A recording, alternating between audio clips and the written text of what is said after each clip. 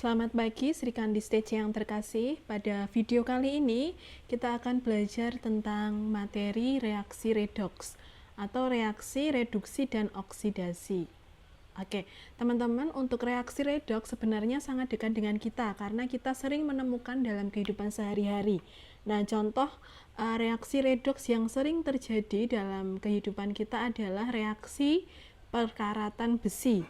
Nah, teman-teman bisa pahami bahwa beberapa contoh reaksi redoks adalah perkaratan besi. Kemudian bisa juga dihubungkan dengan reaksi pada perubahan warna ketika buah apel itu dibelah kemudian didiamkan beberapa saat.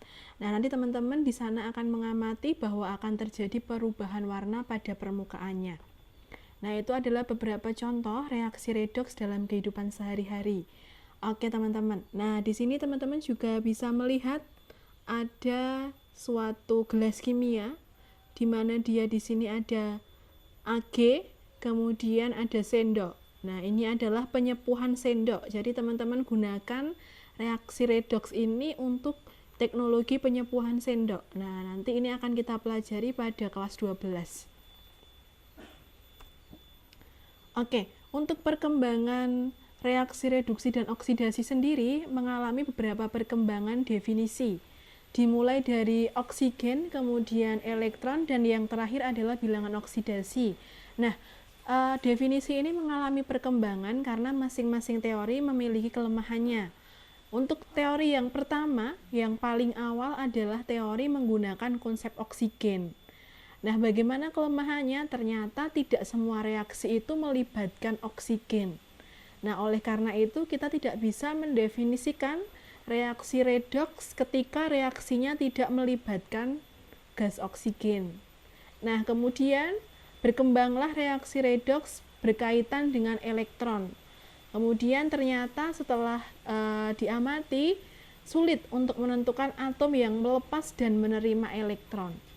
Dan kemudian berkembanglah reaksi redoks yang terbaru yang kita gunakan sampai sekarang, yaitu definisi reaksi redoks berdasarkan bilangan oksidasi. Nah, bilangan oksidasi ini biasa disingkat dengan BILOX, atau ada juga yang menyebut sebagai BO, bilangan oksidasi. Oke, kita pelajari untuk konsep yang pertama dulu, nak, yang oksigen. Nah, untuk definisi berdasarkan oksigen, ada dua konsep. Yang pertama adalah reaksi reduksi dan reaksi oksidasi. Reaksi reduksi adalah pelepasan oksigen. Nah, di sini ada pelepasan. Kemudian untuk yang oksidasi berarti dia pengikatan, kebalikannya. Reduksi pelepasan, oksidasi pengikatan. Nah, kita cermati pada contoh reaksinya, nak. Misalkan di sini Ibu ambil contoh yang HGO ya. HGO, di mana pada senyawa HGO ada unsur oksigennya di sini, ada O-nya. Nah, ternyata ketika direaksikan Hg plus setengah O2 akan menghasilkan Hg plus setengah O2. Nah, di sini ada pelepasan oksigen. Teman-teman perhatikan, oksigen di sini ada di sebelah kanan dari tanda panah. Artinya O2 di sini sebagai hasil reaksi. Nah, kalau hasil reaksi berarti dia dari pelepasan. Oke, berarti bisa Ibu tulis di sini, pelepasan berarti dia ada di kanan tanda panah. Ada di kanan tanda panah. Atau ada di bagian produk. Oke, bisa dipahami ya. Kemudian untuk yang oksidasi berarti kebalikannya. Kalau tadi pelepasan di kanan, nah karena oksidasi dia pengikatan, artinya dia di kiri. Karena dia ditambah dengan oksigen plus O2. Nah, berarti di sebelah kiri tanda panah. Kalau di sebelah kiri tanda panah berarti ini tanda panah ya, nak ya. Berarti oksigennya ini bersifat sebagai apa? Produk atau reaktan? Bersifat sebagai reaktan atau pereaksi ya, zat pereaksi. Nah, kita ambil contoh ini yang pertama. Gas H2, gas hidrogen direaksikan dengan gas oksigen, menghasilkan H2O. Nah, di sini O2-nya ada di sebelah kiri. Oke, paham ya? Nah, ini oksigennya juga di sebelah kiri. Oke. Oke, kemudian kita lanjut ke definisi berdasarkan penerimaan dan pelepasan elektron. Nah, ini adalah definisi yang kedua, perbaikan dari definisi berdasarkan oksigen. Nah, kebalikannya dari yang tadi, dari yang oksigen, reaksi reduksi itu adalah penyerapan elektron. Nah, kalau penyerapan berarti elektronnya ada di mana? Penyerapan berarti elektronnya ada di kiri, ada di sebelah kiri tanda panah. Artinya elektronnya sebagai reaktan atau sebagai pereaksi. Nah, kita ambil contoh yang pertama. Ibu punya es di sini, belerang, ditambah dengan 2 elektron, di mana elektron muatannya adalah negatif, kemudian menjadi S2-.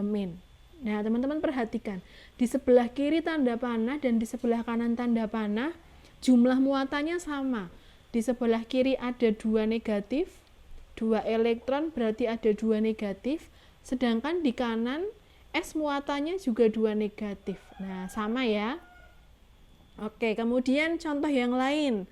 Di sini setengah Cl2 ditambah dengan elektron negatif. Berarti di sebelah kiri muatannya berapa?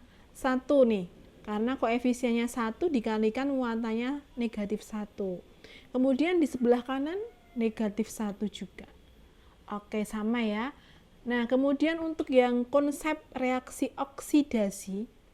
Nah, kalau tadi penyerapan berarti oksidasi pelepasan. Oke, kebalikannya kalau pelepasan berarti ada di kanan.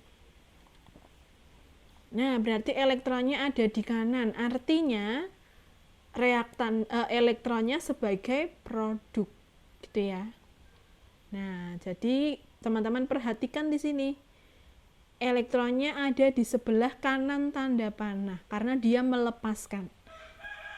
Nah, sama nak konsepnya. Jadi sebelah kiri muatannya sama dengan di sebelah kanan. Yuk kita cek di sini. Ca di sini netral ya, tidak bermuatan atau muatannya 0. Menjadi Ca2+ plus 2 elektron. 2 plus ditambah 2 negatif. Hasilnya 0 atau habis ya. Oke, berarti sama ya. Jadi ini ceritanya atom Ca dia akan berubah menjadi Ca2+. Nah, Ca2+ itu berasal dari mana? Dari 2 elektron yang lepas dari atom Ca-nya ini. Gitu ya, sama halnya dengan contoh yang di bawah. Na menjadi Na+. Nah, lepas 1 nih menjadi positif. Berarti elektronnya lepas 1. 1e. Nah, gitu ya, Nak ya. Kemudian untuk yang perkembangan definisi yang terbaru dari reaksi redoks yaitu menggunakan konsep bilangan oksidasi. Nah, untuk reaksi redoks, reaksi yang di sana terjadi penurunan biloks, bilangan oksidasi. Kalau reaksi oksidasi, reaksi pertambahan atau kenaikan dari biloks, pertambahan atau kenaikan biloks. Oke, dari tadi kita berbicara tentang biloks. Apa itu biloks? Biloks adalah bilangan yang menyatakan muatan yang dimiliki oleh suatu atom dan senyawa. Nah, itu yang dinamakan sebagai biloks. Oke, biloks juga disebut sebagai jumlah muatan yang dimiliki suatu atom dalam molekul atau senyawa ionik jika elektron-elektronnya berpindah seluruhnya. Nah, ini ya, konsepnya ini dipegang. Ini adalah definisi dari bilangan oksidasi. Oke.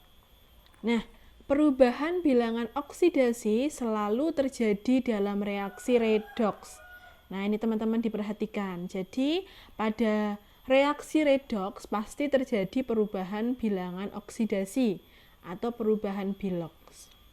Oke, di sini ada beberapa aturan yang teman-teman harus hafalkan dan harus dicermati. Kalau teman-teman sudah sering berlatih mengerjakan soal, nanti akan terbiasa dengan aturan yang ini yang digunakan untuk menentukan bilangan oksidasi. Oke, untuk aturan yang pertama, setiap atom dalam unsur bebas dalam keadaan tidak bergabung ya. Unsur bebas itu adalah unsur yang dia berdiri sendiri, tidak ada teman lain.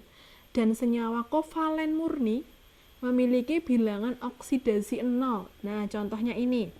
Misalkan Na berdiri sendiri, tidak ada teman. Kemudian Be, K, Pb, dan yang lainnya. Kemudian senyawa kovalen murni. Nah, kovalen murni misalnya H2, O2, P4. Nah, ini bilangan oksidasinya adalah 0. Oke, kemudian yang kedua. Pada ion monoatomik, nah teman-teman ingat ya, monoatomik, mono berarti dia satu. Artinya atomnya jenisnya cuma satu. Ion yang memiliki satu jenis atom, berarti dia berdiri sendiri dalam bentuk ion. Bilangan oksidasinya sesuai dengan muatan ion tersebut. Nah, biloxnya sesuai dengan muatan. Jadi kalau misalkan di sini Ibu memiliki Li positif 1 ya di sini, maka bilox dari Li ini adalah positif 1 sesuai dengan muatannya. Nah, misalkan Ibu memiliki Fe3+, 3+ di mana muatannya adalah 3+. Bisa diartikan bahwa Fe di sini memiliki biloxnya sesuai dengan muatannya, plus 3. Nah teman-teman perhatikan, biasanya kalau muatan itu tanda plusnya dituliskan setelah angka. Tetapi pada bilox, tanda plus itu dituliskan sebelum angka. Nah, paham ya? Sama halnya dengan O2-. O2- memiliki bilox O sama dengan sesuai muatannya di sini. Negatif 2. Gitu ya. Oke, selanjutnya bilangan oksidasi oksigen biasanya negatif 2. Biasanya ya. Nah, tetapi ada pengecualian pada H2O2, pada senyawa hidrogen peroksida, dan O22- adalah negatif 1. Nah, jadi teman-teman di sini, kalau teman-teman perhatikan tadi H ya, H adalah plus 1. Nah, ini. Kalau di sini berarti O-nya ini plus 2, ini negatif 2. Untuk 2O. Nah, satunya berapa? Negatif 2 dibagi 2, negatif 1. Oke, kemudian nomor 4. Bilangan oksidasi hidrogen adalah positif 1, kecuali bila hidrogen berikatan dengan logam dalam bentuk senyawa biner.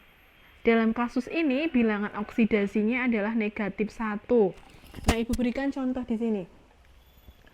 Nah, jadi hidrogen itu atau atom H, biloxnya itu selalu plus 1, kecuali jika hidrogen itu berikatan dengan logam. Nah, teman-teman perhatikan,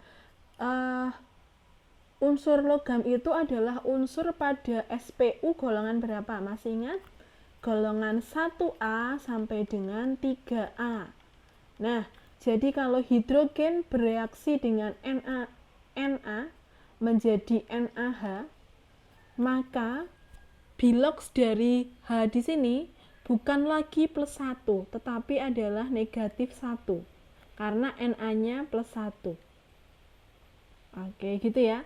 Kemudian, Ibu berikan contoh yang lain. Misalkan hidrogen berikatan dengan LiH, litium hidrida.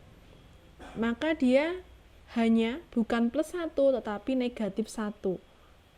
Yang plus 1 yang Li-nya. Oke, gitu ya. Di mana Na di sini golongan 1A, Li juga golongan 1A. Oke, kemudian nih misalkan hidrogennya berikatan dengan golongan 2A. Misalkan dengan Ba ya, BaH2. Yuk, berarti dia Ba-nya plus 2 karena golongan 2A. Kemudian hanya berarti dia negatif 1. Oke, gitu ya. Oke, next ke nomor 5. Logam-logam golongan 1A adalah plus 1. Logam 2A biloxnya plus 2. Logam 3A biloxnya adalah plus 3. Oke, ini tadi yang Ibu katakan di sini. Di nomor 4 ada hubungannya dengan nomor 4. Jadi kalau 1A berarti dia plus 1, kalau 2A berarti plus 2 biloxnya, kalau 3A berarti dia plus 3. Nah, kemudian untuk biloxnya fluorin, fluorin itu simbolnya F, biloxnya selalu negatif 1. Oke, gitu. Kemudian yang keenam. Nih. Dalam molekul netral, jumlah bilangan oksidasi semua atom penyusun harus 0. Nah, jadi dalam molekul netral, teman-teman bagaimana bisa mengetahui bahwa molekul itu adalah netral? Nah, lihat di senyawanya, perhatikan di senyawanya. Apakah di pojok kanan atas ada muatan atau tidak? Kalau tidak ada muatan berarti termasuk ke dalam molekul yang netral. Artinya muatannya 0. Nah, kalau molekul netral seperti itu, jumlah semua bilangan oksidasinya adalah 0. Kemudian dalam bentuk ion poliatomik atau atomnya lebih dari 1, poliatomik, atomnya lebih dari 1, jumlah bilox semua unsur dalam ion tersebut harus sama dengan muatan total ion. Nah, muatan total ion dilihat dari mana? Di pojok kanan atas dari senyawa. Yo, Ibu berikan contoh yang pertama dulu nih. Bilox H3PO4. Nah, teman-teman perhatikan di sini. Senyawa H3PO4 di pojok kanan atas di sini tidak terdapat muatan. Nah, artinya H3PO4 ini adalah molekul netral. Nah, kalau molekul netral berarti biloxnya sama dengan 0. Nah, kita cek satu-satu nih. H3PO4 terdiri dari apa? Dari atom H. Ada berapa atom H-nya? Ada 3. Berarti 3 dari indeksnya di sini. 3 dikali bilox H ditambah dengan 1, P-nya 1 dikali bilox P, ditambah 4 dikali bilox O. Nah, jadi indeks yang ada di dalam senyawa digunakan sebagai pengali dalam menentukan bilox. Tetapi koefisien tidak digunakan. Yang digunakan hanya indeks. Koefisien tidak digunakan. Nah, sekarang kita masukkan. Berdasarkan aturan yang kita pelajari tadi, kita bisa ketahui bahwa bilox H berapa, Nak? Bilox H selalu plus 1. Kecuali dia berikatan sama golongan 1A sampai 3A. Nah, oleh karena itu di sini adalah plus 1. Kemudian untuk bilox P. Oke, bilox P ini tadi belum ada di dalam ini ya, aturan, jadi masih kita cari di sini. Bilox P, misalkan yang dicari bilox P. Kemudian ditambah dengan 4 kali bilox O. Nah, tadi di dalam aturan O biloxnya selalu negatif 2, kecuali pada H2O2. Nah, berarti O di sini adalah negatif 2, sama dengan 0. Nah, sekarang kita hitung. 3 dikali plus 1 sama dengan plus 3. Plus 3 ditambah dengan 1 dikali bilox P. Ditambah dengan 4 dikali negatif 2 sama dengan negatif 8 sama dengan 0. Nah, bilox P bisa kita cari dengan memindah ruas. Bilox P sama dengan plus 8 dikurangi 3 sama dengan plus 5. Oke, sehingga bilox P adalah plus 5. Oke, gitu ya, Nak ya. Jadi bilox itu untuk satu atom, bukan untuk 2 atom, 3 atom, untuk satu atom. Oke, sekarang kita ke contoh yang kedua, ke contoh ion poliatomik. Nah, di sini poliatomiknya adalah CO3 2-min, di mana ada atom C dan ada atom O, sehingga dinamakan sebagai ion poliatomik, lebih dari satu atom. Nah, ini termasuk ke dalam ion karena di bagian atasnya ada muatan. Muatannya adalah 2 negatif atau 2-min. Nah, artinya biloxnya totalnya adalah min 2. Kita masukkan di sini min 2. Nah, CO3 ini terdiri dari apa saja? Yang pertama terdiri dari atom C, di mana indeksnya adalah 1, karena 1 maka tidak ditulis di sini. 1 dikali bilox C ditambah dengan O, indeksnya berapa? 3. 3 dikali bilox O sama dengan negatif 2. Oke, kemudian bilox C. Nah, misalkan nih bilox C kita cari, berarti 1 dikali bilox C, kemudian ditambah dengan 3 dikali bilox O. Nah, bilox O tadi bagaimana aturannya? Bilox O nilainya selalu negatif 2. Berarti kita tulis di sini negatif 2 sama dengan min 2. Oke, berarti bilox C bisa kita cari. Bilox C sama dengan negatif, ini negatif 6 ya, ada di ruas kiri, kita pindah ke ruas kanan, jadi positif 6 dikurangi 2. Hasilnya adalah positif 4. Oke. Jadi bilox dari C adalah positif 4. Bilox C sama dengan positif 4. Oke, jadi teman-teman, Ibu tekankan lagi untuk menuliskan bilox. Ketika dia bernilai positif, teman-teman tetap menuliskan tanda positifnya. Misalkan positif 4, berarti dituliskan ada tanda positif, kemudian baru angka 4. Tidak boleh menuliskan 4 saja, tetapi pakai tanda positif dan negatif. Gitu ya. Sama halnya dengan yang tadi, positif 5, berarti pakai tanda positif di depannya. Oke. Nah, yuk kita sekarang kembali lagi belajar untuk menentukan bilox. HCO3- termasuk ke dalam ion poliatomik di sini.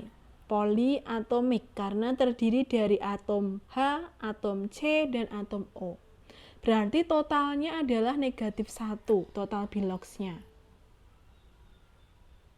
Nah, di sini dari aturan kita ketahui bahwa O itu adalah min 2 dan H itu adalah plus 1.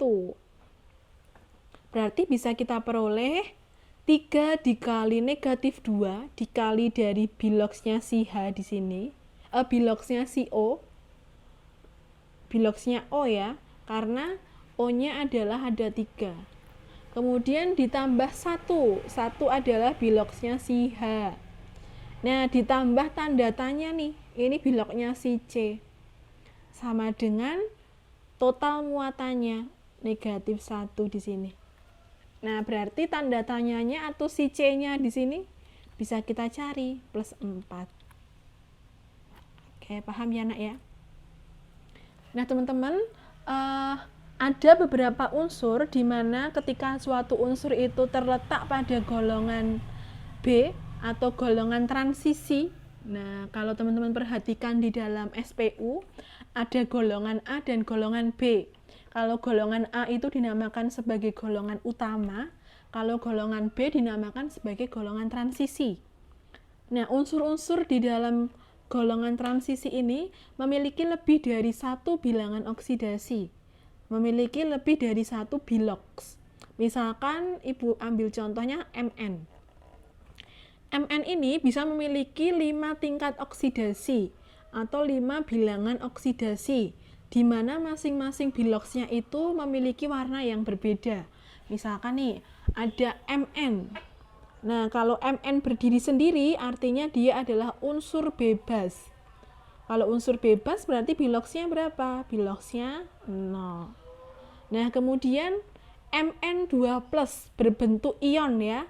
Nah, berarti biloxnya berapa? Sesuai dengan muatannya. Biloxnya plus 2. MnO2. MnO2 berarti termasuk ke dalam senyawa. Berarti total biloxnya adalah 0. Berarti 1 dikali Mn ditambah 2 dikali O. Nah, berarti berapa nih Mn di sini? Mn sama dengan min 4 karena O-nya min 2. Nah, berarti Mn sama dengan 4. Plus 4 ya di sini plus 4. Oke, biloxnya plus 4. Kemudian MnO4. Nah, dia termasuk ke dalam ion poliatomik karena lebih dari 1 atom. Berarti jumlah total biloxnya adalah negatif 1. Nah, berarti dengan cara tadi menotalkan semuanya diperoleh biloxnya plus 7 ini. Kemudian untuk yang MnO4 2-min, atau ini harusnya di sini ya nak ya, 2-min, biloxnya bisa kita hitung hasilnya adalah plus 6. Nah, ini masing-masing memiliki warna yang berbeda. Nah, teman-teman tidak perlu menghafalkan warnanya, ini hanya sebagai pengetahuan tambahan saja, karena untuk warna-warna ini nanti akan kita pelajari di kelas 12 pada materi kimia unsur. Oke nak, tadi kita sudah berbicara tentang perkembangan definisi dari reaksi redoks, kemudian menentukan suatu bilox. Nah, sekarang kita akan belajar dalam suatu reaksi redoks itu nanti kita akan menentukan mana reaksi reduksi dan mana reaksi oksidasi. Nah, acuan kita adalah menggunakan prinsip kenaikan dan penurunan bilox. Nah, teman-teman, di dalam suatu reaksi redoks itu adalah reaksi yang terdapat reaksi reduksi plus reaksi oksidasi. Nah, jadi kalau di dalam suatu persamaan reaksi tidak ada salah satu dari ini, berarti tidak bisa disebut sebagai reaksi redoks. Reaksi redoks ya berarti harus ada dua-duanya. Harus ada reduksi dan harus ada oksidasi. Nah, ada 4 istilah yang sering kita jumpai atau akan kita pelajari. Yang pertama adalah oksidator. Oksidator adalah zat yang mengalami reduksi. Kebalikannya ya, oksidator dia mengalami reduksi. Kemudian untuk reduktor adalah zat yang mengalami oksidasi. Kemudian ada hasil reduksi dan ada hasil oksidasi. Oke, untuk lebih jelasnya kita bisa perhatikan contoh berikut nak. Ada suatu reaksi, reaksinya adalah Al ditambah dengan Fe2O3 menjadi Al2O3 plus 2Fe. Nah, yuk kita tentukan dulu untuk menentukan reaksi reduksi oksidasi dan menentukan oksidator reduktor. Kita identifikasi dulu masing-masing bilangan oksidasi dari unsur. Nah, di sini ada Al. Karena Al berdiri sendiri, maka biloxnya adalah 0. Kemudian ada Fe2O3. Teman-teman masih ingat? Untuk O itu biloxnya adalah negatif 2. Nah, negatif 2 dikali 3 sama dengan negatif 6. Berarti Fe2 ini supaya jumlahnya 0 karena dia termasuk ke dalam senyawa atau molekul netral, tidak ada muatannya di sini, maka Fe2 ini harus plus 6 supaya 0 ya. Nah, plus 6 ini untuk 2 Fe. Kalau 1 berapa? Berarti plus 6 dibagi 2 sama dengan plus 3. Nah, ini yang Ibu wanti-wanti, teman-teman menuliskan biloxnya adalah bilox untuk satu unsur. Nah, untuk satu unsur ya. Jadi kita menentukan oksidasi dan reduksinya itu untuk satu unsur. Kalau di sini tadi Fe-nya 2 berarti dibagi 2 dulu plus 3 di sini. Oke, sekarang kita berlanjut ke Al2O3. O tadi min 2 dikali 3 sama dengan min 6. Sama ya, berarti Al-nya plus 6 dibagi 2 sama dengan plus 3. Nah, kemudian Fe di sini, Fe karena dia berdiri sendiri, unsur bebas, maka biloxnya adalah 0. Oke teman-teman, nah sekarang kita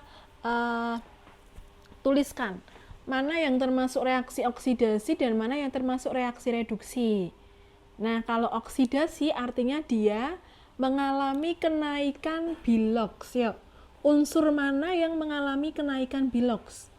Yaitu unsur Al, di sini Al, dan Al yang ada di sebelah kanan. Nah, Al di sini dan di sini.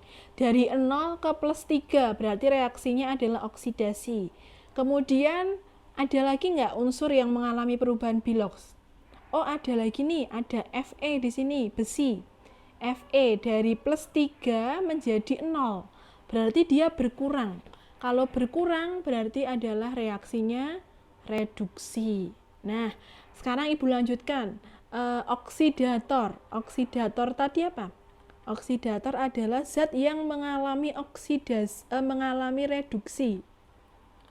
Zat yang mengalami reduksi. Nah, yang mengalami reduksi siapa? Fe2O3. Nah, berarti teman-teman tulis di sini. Fe2O3. Nah, ini yang dituliskan keseluruhan ya, Nak ya, senyawanya. Kemudian untuk reduktor. Reduktor berarti dia mengalami oksidasi. Ya, mengalami oksidasi. Yang mengalami oksidasi adalah Al dari 0 menjadi +3. Nah, berarti teman-teman tuliskan senyawanya apa? Senyawanya adalah Al. Nah, seperti ini, Nak, untuk oksidator dan reduktor. Kemudian jika ditanyakan hasil oksidasi, berarti teman-teman fokus ke reaksi oksidasi. Hasilnya apa? Al2O3. Nah, berarti ditulis Al2O3. Kemudian hasil reduksi, teman-teman fokus ke reaksi reduksi. Hasilnya apa? Fe. Nah, teman-teman tulis di sini Fe. Teman-teman boleh menuliskan Fe atau 2Fe, sama aja ya, pilih salah satu aja. Boleh Fe, boleh 2Fe. Nah, ini diikutkan boleh di sini. Oke. Nah, ini. Teman-teman bisa perhatikan lagi di sini ya. Jadi cara menuliskannya seperti itu. Oksidatornya dituliskan satu senyawa, bukan hanya Fe saja tetapi satu senyawa. Ini juga sama, satu senyawa. Nah, selain reaksi redoks ada juga namanya reaksi autoredoks.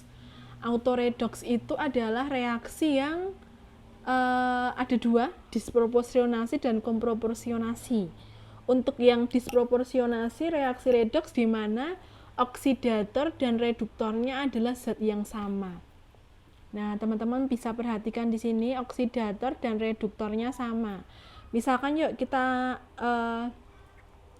tuliskan dulu nih masing-masing biloksnya. Cl biloksnya 0 karena dia berdiri sendiri, unsur bebas. Kemudian di sini KOH, teman-teman perhatikan, K itu golongan 1, jadi dia pasti +1. H itu pasti +1, kemudian O-nya -2. K +1, Cl-nya -1. KClO, K itu selalu +1 karena golongan 1A, kemudian O itu selalu -2, kemudian Cl-nya berarti +1. Nah, kemudian H2O, -2 untuk O, kemudian untuk H-nya +2. Nah, +2 itu untuk 2H. Untuk 1H berarti positif 1. Oke, kemudian kita cek mana yang berubah. Oh, dari Cl ini ke sini. Sama Cl yang ini ke sini. Nah, dari 0 ke -1 berarti dia reduksi. Kemudian dari 0 ke +1 berarti dia oksidasi.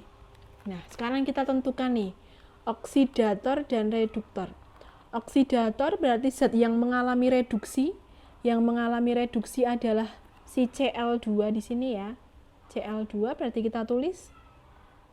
Kemudian yang mengalami oksidasi atau reduktor. Reduktor berarti Cl2 juga. Nah, ini zatnya sama-sama Cl2, oksidator dan reduktornya. Oleh karena itu dinamakan sebagai reaksi disproporsionasi. Dari satu zat, ya ini menjadi 2 biloks. Dari 1 biloks menjadi 2 biloks. Kemudian untuk reaksi komproporsionasi adalah hasil reduksi dan hasil oksidasinya yang sama. Nah, kita cek lagi yuk.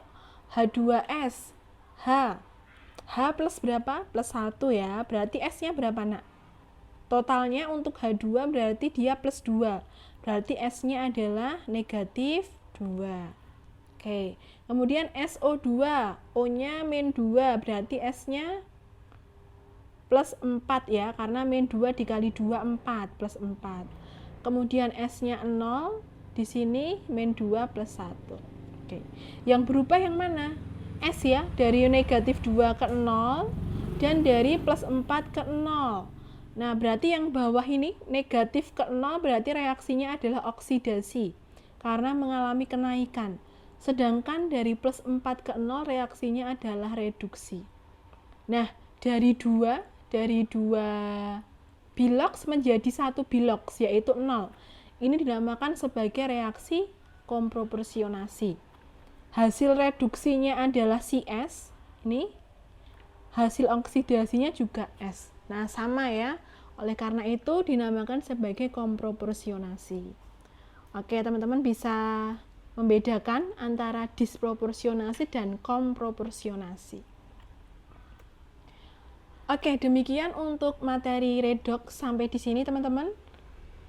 Nanti silahkan dicermati kembali dan jika masih ada yang ingin ditanyakan bisa bertanya melalui WA Ibu.